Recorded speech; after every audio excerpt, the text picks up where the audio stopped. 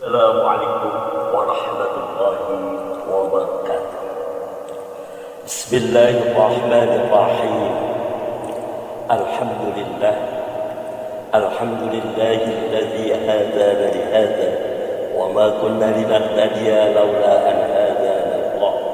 Wassalatu wassalamu ala asrafil anbiya'i wal mursalin wa ala alihi wa sahbihi ajma'in.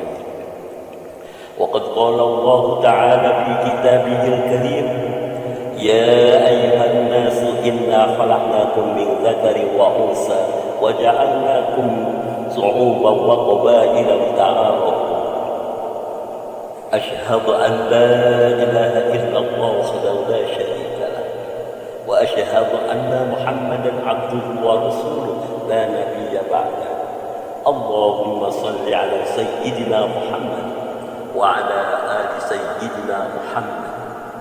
Amma ba'd.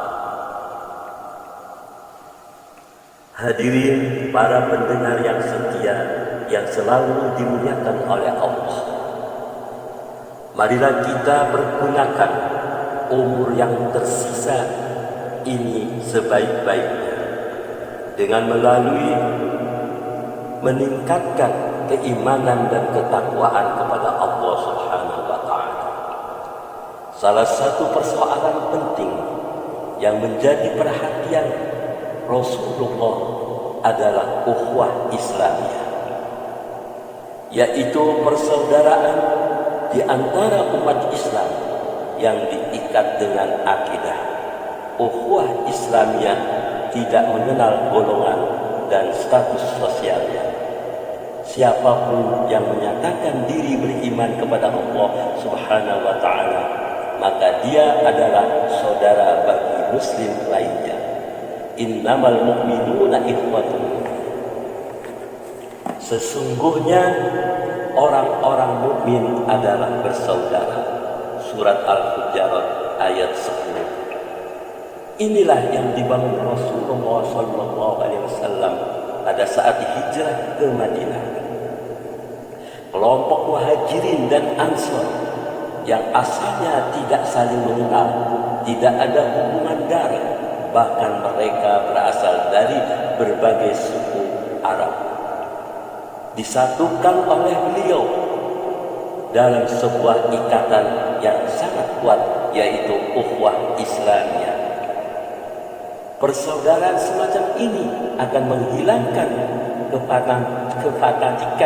kefanatikan kelompok, tidak memandang perbedaan kaya atau miskin, atau atasan dan bawah, dan tidak mengenal ras diskriminasi.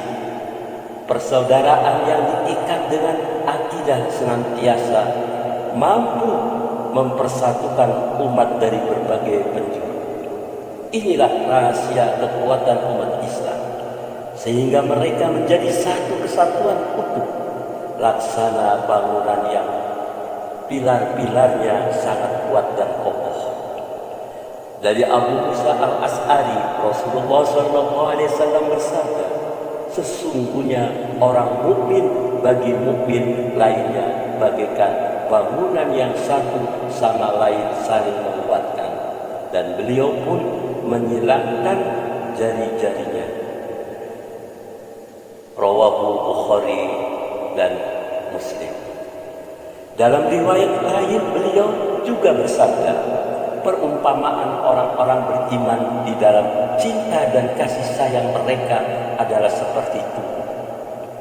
Jika salah satu anggotanya mengeluh sakit, maka anggota tubuh lainnya akan memberikan kesetiaan kepadanya dengan bergadang atau susah tidur dan demam.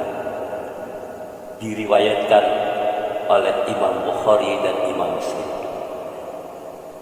Ukhuwah Islamiyah adalah pilar utama yang dibangun pada awal perjuangan Islam.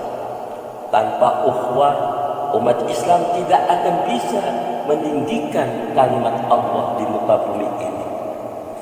Umat Islam tidak akan bisa membangun peradaban manusia yang bermartabat. Sejarah telah membuktikan dalam kurun waktu kurang lebih 23 tahun, Islam berkembang pesat di bumi Jazirah Arab dan menjadi sendi dasar kehidupan masyarakatnya. Itu semua karena ukhuwah Islamiyah, persatuan dan kesatuan umat Islam adalah harga mati. Oleh sebab itu, ukhuwah Islamiyah harus betul-betul kita jaga. Jika tidak, maka kita akan mudah terombang-ambing seperti buai di tengah lautan, centang berenang, sehingga musuh-musuh Islam dengan mudah melenyapkan agama ini dari muka bumi. Jika kita merasa menjadi muslim, maka hilangkanlah perbedaan suku dan warna kulit, lenyaplah perbedaan ras, dan jauhi fanatisme golongan. Kita memang diciptakan bersuku-suku dan berbangsa-bangsa, namun kita adalah satu akidah, satu keyakinan, dan satu ikatan. Perbedaan itu bukan untuk dibedakan, tapi disatukan. Perbedaan itu sengaja diciptakan agar kita bisa saling mengenal. Allah berfirman di dalam Al-Quran, Ya ayyuhan nas inna khalaqnakum min dzakarin wa unsa wa ja'alnakum syu'uban wa qabaila lita'arafu. Hai manusia, sesungguhnya kami menciptakan kamu dari seorang laki-laki dan seorang perempuan dan menjadikan kamu berbangsa-bangsa dan bersuku-suku supaya kamu saling kenal mengenal. Surat Al-Hujurat ayat 13. Sebagaimana yang kita ketahui bersama, Islam pernah mengalami masa kejayaan. Islam juga mengalami kemunduran, bahkan keterpurukan, terutama setelah jatuhnya khalifah. Umat Islam terpecah menjadi 55 lebih, masing-masing bangga dengan negaranya. Di negara-negara Islam sering terjadi perselisihan berkepanjangan, bahkan tidak jarang satu dengan lainnya. Terjadi peperangan karena masalah yang sepele, misalnya batas wilayah, atau kepentingan politik yang semestinya bisa diselesaikan secara diplomasi. Umat Islam terkotak-kotak egois dan hanya mengutamakan kepentingan kelompoknya sendiri dan menganggap kelompoknya yang paling benar. Akibatnya umat Islam lemah dalam menghadapi musuh-musuhnya. Harga diri umat Islam saat itu diinjak-injak orang lain. Lihat saja harus pembantaian umat Islam di Palestina, Kashmir, Bosnia, Asia Tengah, India, dan lain-lain. Oleh sebab itu, marilah kita perkuat kembali ukhuwah Islamiyah. Persoalan umat Islam akan mudah kita selesaikan kalau kita memahami kaidah ukhuwah persaudaraan Islamiyah dan membina ukhuwah Islamiyah.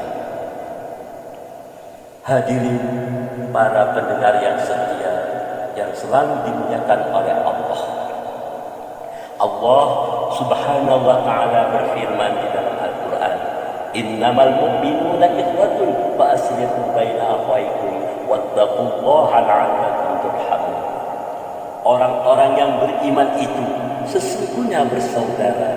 Sebab itu, damaikanlah, perbaikilah hubungan antara kedua saudaramu itu. Dan patuhilah kepada Allah supaya kamu mendapatkan rahmat.